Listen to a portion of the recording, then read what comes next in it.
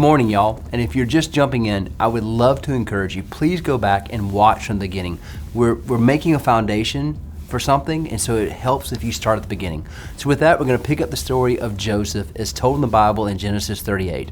So catching you guys up, Joseph's been sold into slavery by his brothers, and when he ends up in Egypt. And while he ends up in Egypt, because Joseph is extremely gifted, one of the people that he ends up with that actually buys him is a man by the name of Potiphar. Now, Joseph is extremely gifted, and it takes Potiphar about that long to realize, man, this guy's got some giftedness. So Potiphar puts him over his house. Now, Potiphar is one of the royals in Pharaoh's kingdom. He's one of the royals in the household. But then inside Potiphar's house, there's Potiphar's wife. Now, obviously this woman's got financial means. She's able to take care of herself. There's nothing she cannot have. What I'm kindly trying to say is this is not an unattractive woman. Okay? You can also make the argument with what's about to go down is that Joseph was probably not the first person that Potiphar's wife had gone after. Scripture actually says she cast her eyes on Joseph. That's 38:7 of Genesis. And then here's where things get wild. Joseph said no. He actually turned her down.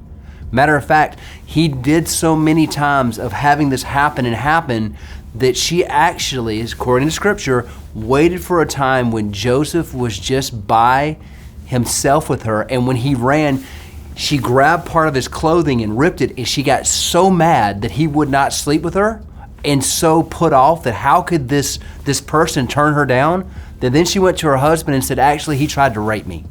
Now again, what is Potiphar going to do? He's not going to believe Joseph. So our guy Joseph ends up in prison as a young man. And again, Joseph was in the right. Matter of fact, he had done what he should have done. He even told Potiphar's wife, hey, I'm over everything in this house, but you? And no. So here Joseph is in prison for doing what's right. Now, maybe you agree with this statement. I don't. That's no good deed goes unpunished.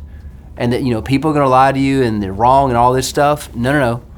You have to take ownership in your soul that even when it's difficult, you have to do what's right.